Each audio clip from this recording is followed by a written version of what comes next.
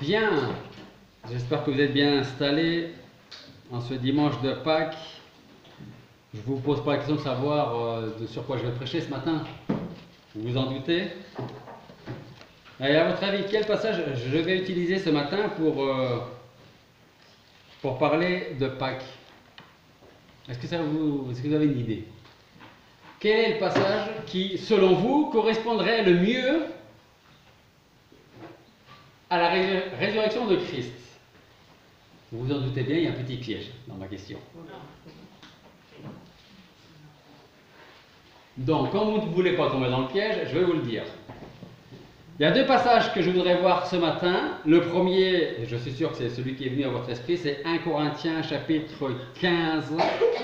Et nous lirons les 20 premiers versets. Et ensuite, nous irons voir un autre passage qui nous parle de quelqu'un très optimiste,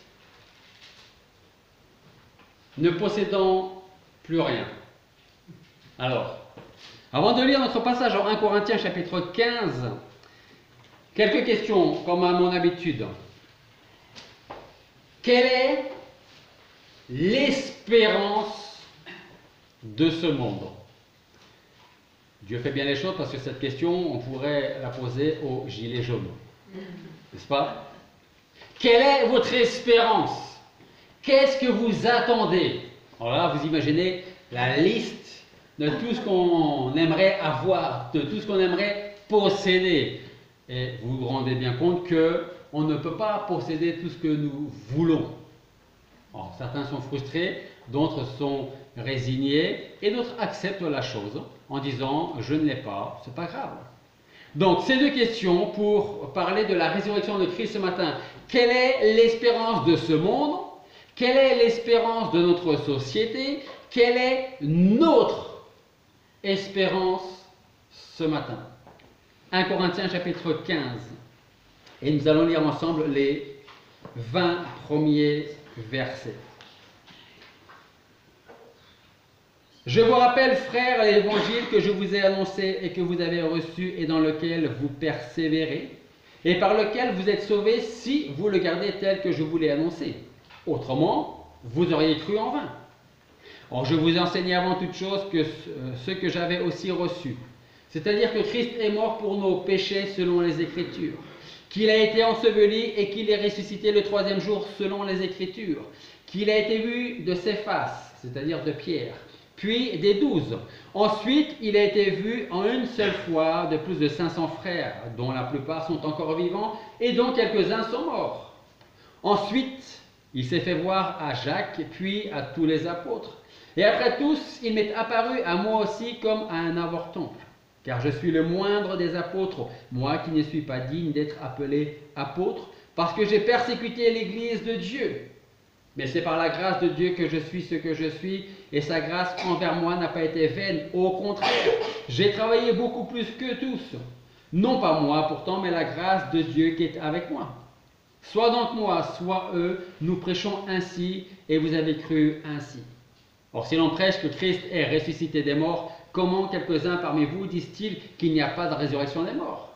Et s'il n'y a pas de résurrection des morts, Christ aussi n'est pas ressuscité. Et si Christ n'est pas ressuscité, notre prédication est donc vaine, et votre foi aussi est vaine. Il se trouve même que nous sommes de faux témoins de Dieu, car nous avons rendu ce témoignage à l'égard de Dieu, qu'il a ressuscité Christ, lequel il n'aurait pas ressuscité si les morts ne ressuscitent pas. Verset 16. Car si les morts ne ressuscitent pas, Christ n'est pas non plus ressuscité. Et si Christ n'est pas ressuscité, votre foi est vaine et vous êtes encore dans vos péchés. Ceux donc qui sont morts en Christ sont aussi perdus. Si nous n'avons d'espérance en Christ que pour cette vie seulement, nous sommes de tous les hommes les plus misérables. Mais maintenant Christ est ressuscité et il est devenu les prémices de ceux qui sont morts. Prions. Père Céleste, nous voulons te remercier parce que ce matin nous sommes réunis dans ta maison pour nous souvenir de cette vérité qui existe encore aujourd'hui, que Christ est mort pour nos péchés, qu'il a été enseveli et qu'il est ressuscité. Et nous voulons te remercier parce que nous avons dans le cœur cette ferme assurance, cette ferme espérance jusqu'au jour où il viendra nous chercher, lorsqu'il viendra pour établir son règne et juger chaque personne. Merci d'avoir fait de nous tes enfants. Alors je veux te prier maintenant pour que tu nous disposes favorablement, tu nous permettes d'être attentifs à ta parole, à ce que tu veux nous enseigner. Et qu'à tous ceux qui vont écouter ce message, Seigneur, tu veuilles parler dans leur cœur, changer leur cœur de pierre en cœur de chair, afin qu'ils puissent croire, comme tu l'as fait pour nous. Merci, nous te rendrons toute la gloire. Et c'est en ton nom que nous te prions. Amen. Il y a beaucoup de versets dans ce passage qui sont très intéressants par rapport aux deux premières questions de ce matin. Quelle est l'espérance de ce monde? Quelle est notre espérance? Et je repense au verset 19, je le relis. Si nous n'avons d'espérance en Christ que pour cette vie seulement, nous sommes de tous les hommes les plus misérables. Ça veut dire quoi? Ça veut dire que vous pouvez posséder tout ce que vous voulez. Si vous ne possédez pas Christ, vous êtes les hommes, les femmes les plus misérables que le monde peut ou a déjà porté. Donc ça, c'est notre premier passage. L'espérance du monde est certainement de vivre mieux, on le voit à travers la revendication des Gilets jaunes, de vivre mieux, et éventuellement, ça, je ne pense pas que le président puisse faire quelque chose, vivre le plus longtemps possible, mais je ne serais pas étonné de les voir apparaître dans les revendications. Donc, vivre le plus longtemps possible dans les meilleures conditions. Alors, en ce dimanche de Pâques, notre espérance repose sur un fait historique. Qu'on le croit ou qu'on ne le croit pas, ça ne changera rien au fait historique. Christ est ressuscité. Et si vous n'avez pas vu ce bon film, Jésus l'enquête, alors je vous invite à le regarder et à le passer à d'autres personnes pour que les gens puissent voir ce très bon film tiré de l'histoire d'un journaliste qui en fait voulait écrire un article pour prouver que Christ n'a jamais ressuscité. Et écoutez bien, il n'a pas cherché à prouver que Christ n'a jamais existé. Parce que ça, que vous croyez en Dieu ou pas, en Jésus ou pas, ça, nous sommes en 2019, après Jésus-Christ. Donc, Christ a bien vécu. Mais ce journaliste n'a pas cherché à prouver qu'il n'a pas vécu, il a cherché à prouver qu'il n'est jamais ressuscité. Et dans ses recherches, quand on a un cœur sincère dans nos recherches, on finira, comme lui, par accepter le fait que Christ est bien ressuscité. Et nous serons obligés de voir la vérité devant nos yeux. À présent, le second passage. Et bien sûr, on va revenir sur 1 Corinthiens chapitre 15, ne vous inquiétez pas. On va voir l'optimisme et celui qui aurait toutes les raisons de rejeter Dieu, de rejeter, si ça existait à son époque, l'Église. Job.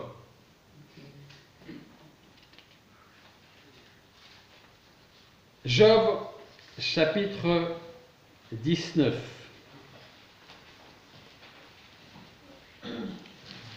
Gardez 1 Corinthiens, on y reviendra. Pour l'instant, on va lire Job, chapitre 19, à partir du verset 23. Job, chapitre 19, verset 23. Job dit: « Oh, je voudrais que mes paroles fussent écrites quelque part. Je voudrais qu'elles fussent inscrites dans un livre, qu'avec un burin de fer et avec du plomb, elles fussent gravées sur le roc pour toujours. » Si on s'arrêtait là, on ne serait pas optimiste, on serait pessimiste parce que le contexte, Job qui possédait tellement de biens, tellement de richesses, une grande famille, n'a absolument plus rien, ou presque. Il lui reste, je ne veux pas qualifier d'une chose, le terme de une chose, il lui reste une personne, sa femme, qui à un moment donné lui dit: « Écoute, tu as tout perdu, pour ne pas dire on a tout perdu, renie Dieu et meurt.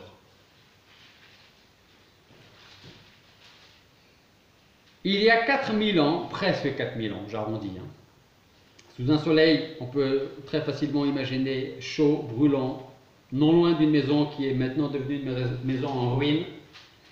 Un malade est couché, j'ai presque envie de penser à ça, à même le sol, entouré par des amis qui sont venus le consoler, des amis qui sont venus lui dire, bah, tu sais, si tu as ça, c'est que forcément tu as fait quelque chose de mal. Hein? Et lui, il est là, et il dit, je voudrais que mes paroles fussent écrites quelque part, je voudrais qu'elles fussent inscrites dans un livre, avec un burin de fer, avec du plomb, qu'elles fussent gravées sur le roc pour toujours. Alors quelles sont donc les paroles que le pauvre Job voulait graver sur le roc pour toujours? Lui qui, après avoir connu le bonheur d'avoir une grande famille, tellement de biens, de richesses, une gloire que peu d'hommes, en tout cas à son époque, ont connu. Job qui a tout simplement tout perdu. Mettez-nous à la place de Job. On possède des richesses, des biens, des enfants, des propriétés. Et du jour au lendemain, vous perdez tout. Et en plus de perdre tout, vous tombez affreusement malade. Comme Job.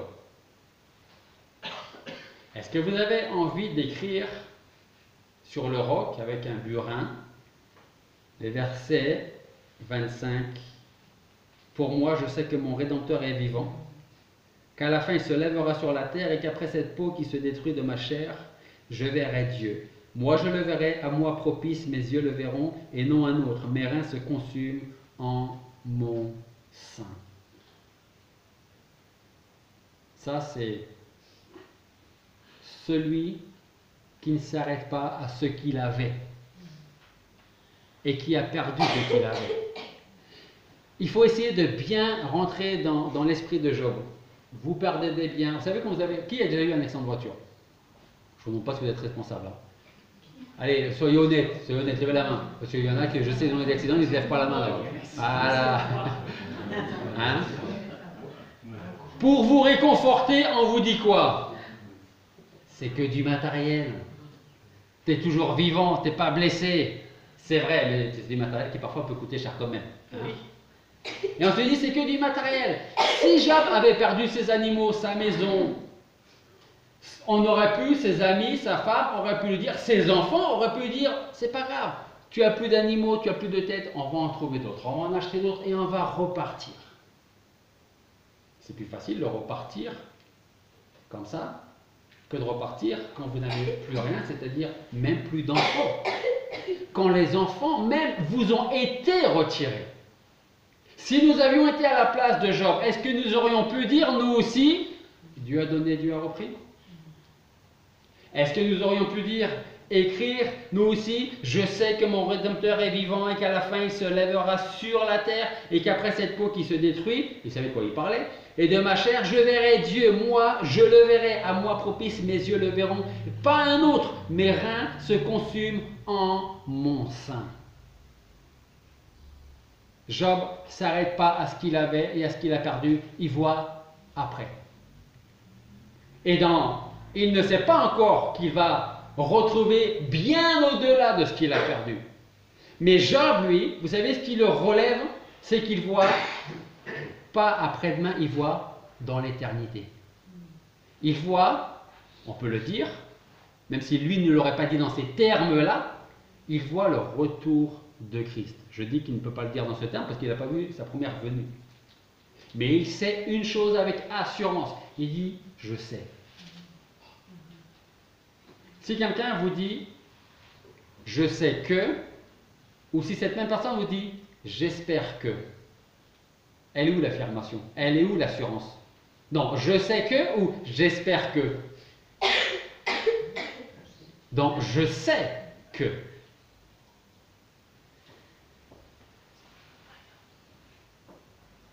Job voulait graver 7 mots sur le roc.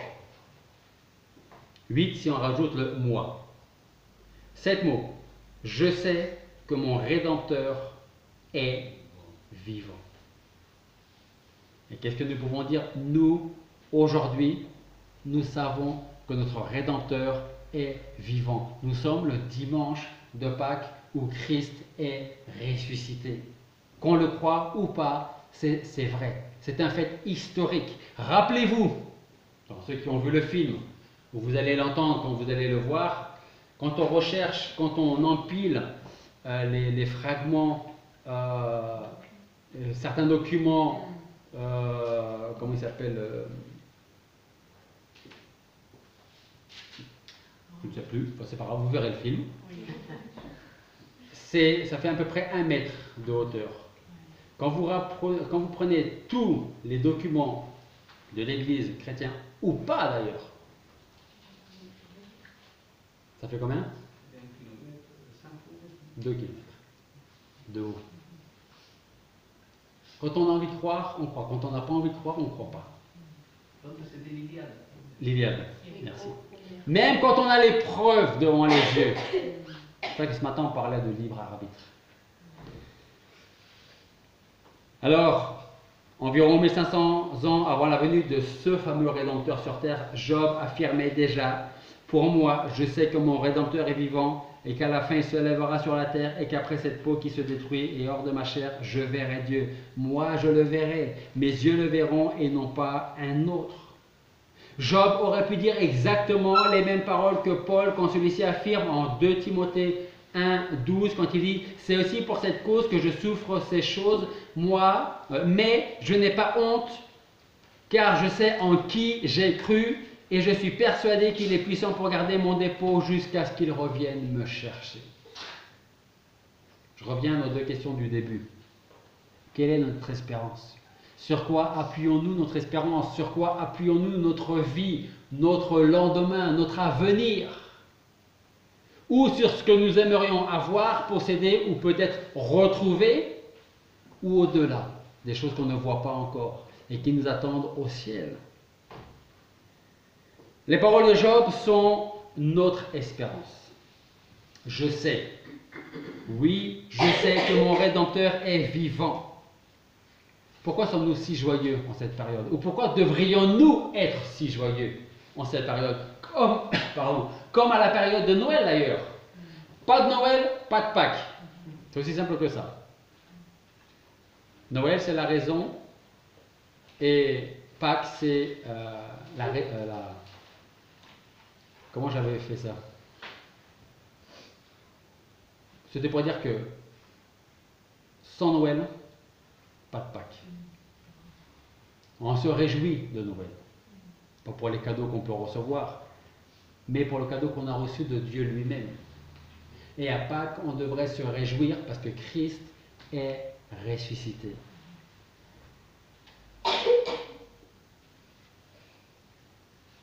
Christ a pris sur lui nos péchés quand il a été cloué sur la croix. Il a été enseveli.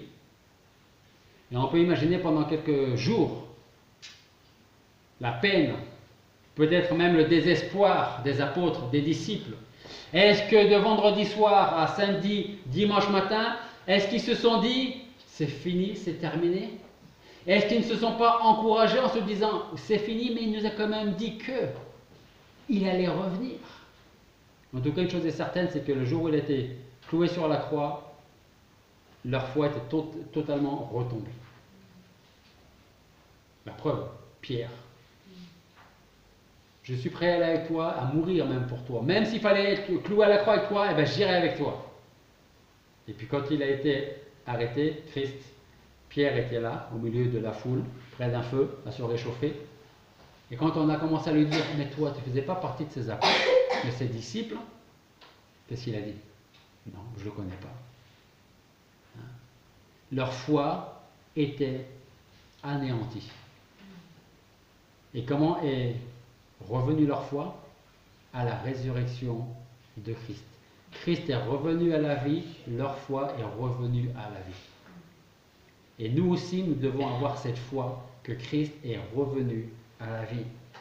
Et croyez-moi, ça changera. Croyez-moi ou pas, ça ne changera rien. Si vous croyez en cela, ça changera votre vie. Que Christ est vivant. Et quand on dit que Christ est vivant, alors on est aussi obligé de dire que Christ va aussi revenir nous chercher. Et ça, c'est ce que nous attendons. Job parle donc de sa propre mort quand il dit « Pour moi, je sais que mon Rédempteur est vivant et qu'à la fin, il se lèvera sur la terre et qu'après que cette peau soit complètement détruite et hors de ma chair, je verrai Dieu. » Job disait « Si je quitte ce monde maintenant, je serai avec Dieu. » Il le dit.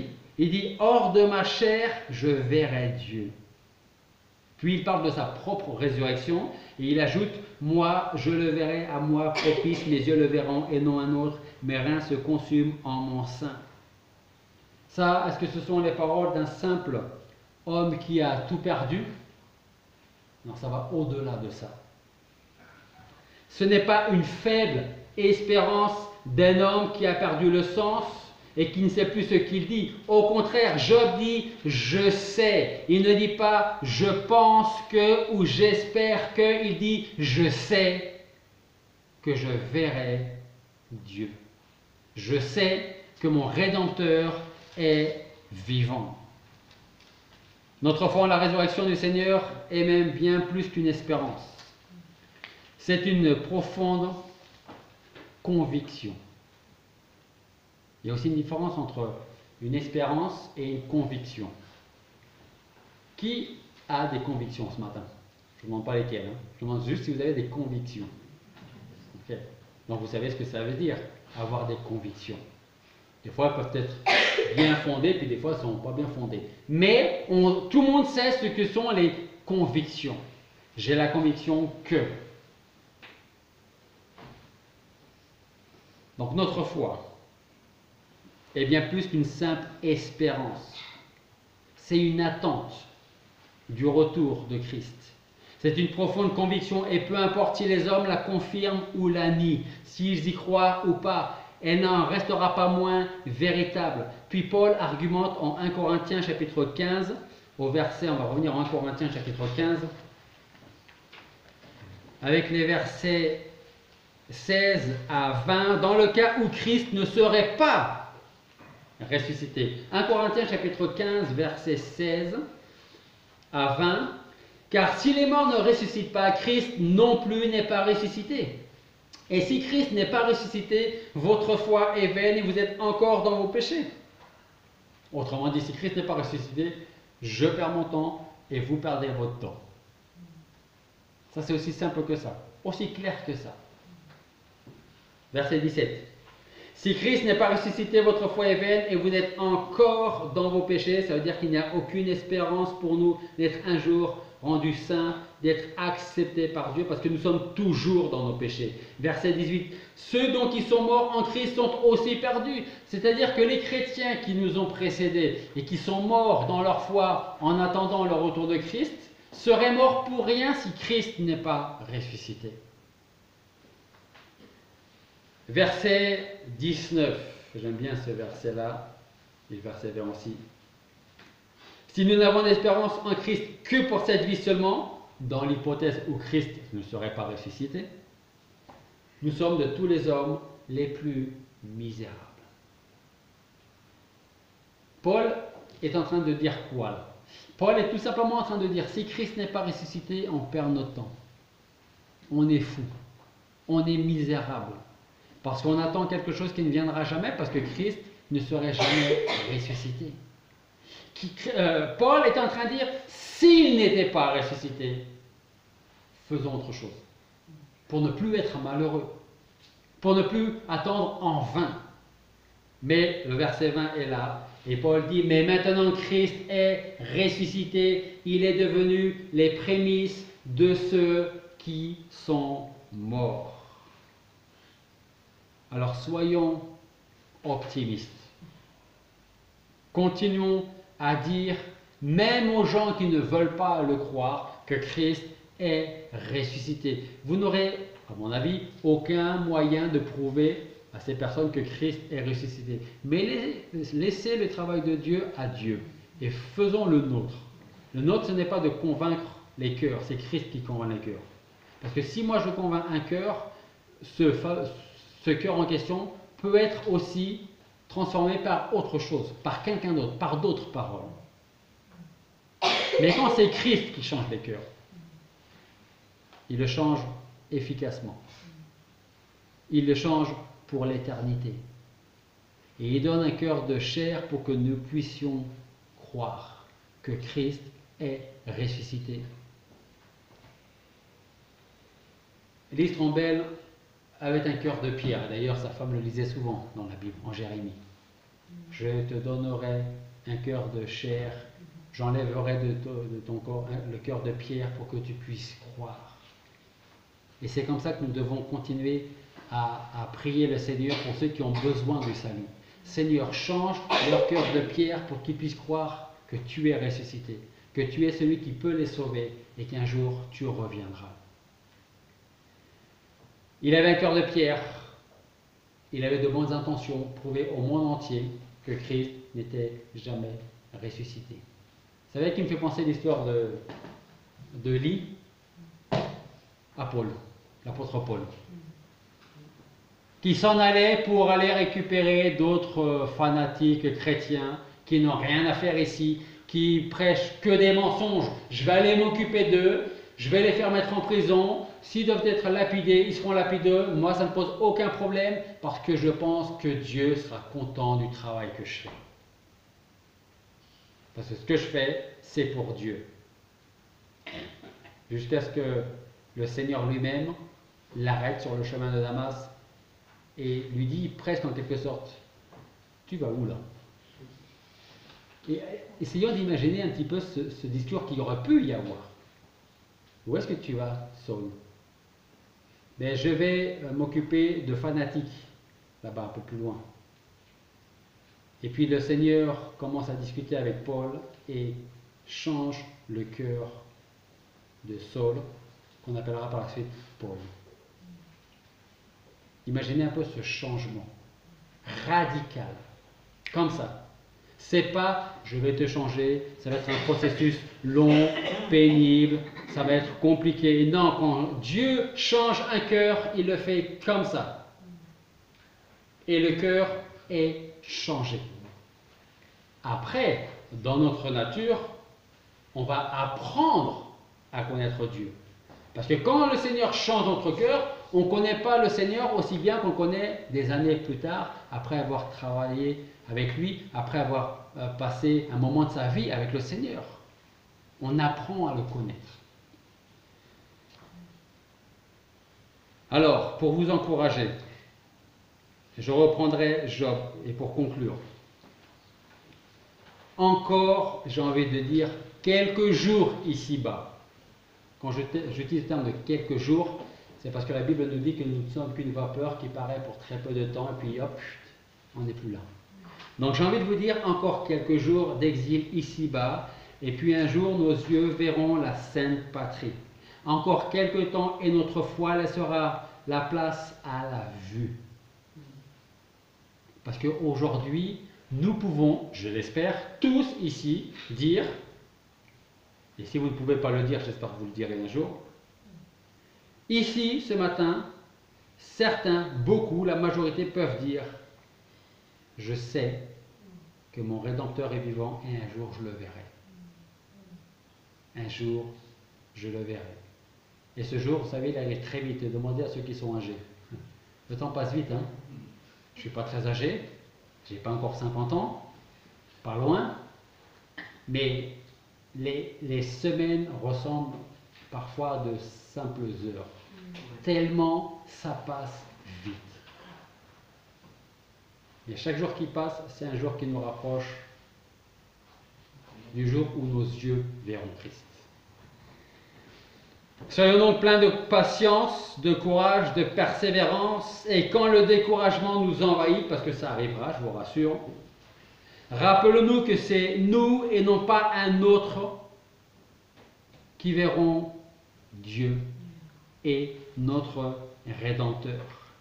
Rappelons-nous que nous avons un Rédempteur et que pour Job lui-même ce n'était pas une probabilité mais une certitude qui lui fait dire 1500 ans avant la venue et donc la mort et la résurrection du Christ, Ça pouvait lui permettre de dire, je sais que mon Rédempteur est vivant. Si Job l'a affirmé 1500 ans avant la venue du Seigneur, nous pouvons continuer à l'affirmer et le prêcher 2000 ans après sa résurrection. Nous sommes le dimanche de Pâques, Christ est ressuscité. Prions. Père Céleste, nous voulons te remercier parce que nous avons cette joie dans le cœur, cette joie que tu nous donnes par non seulement la mort, l'ensevelissement, mais surtout par la résurrection de notre Seigneur Jésus-Christ. Merci parce qu'un jour, comme l'a dit Job, nos yeux le verront, un jour nos yeux te verront, et nous serons pour l'éternité avec toi. Alors en attendant ce jour, Seigneur, garde-nous de toute chute, garde notre foi intacte, renforce-la si elle a besoin de l'être.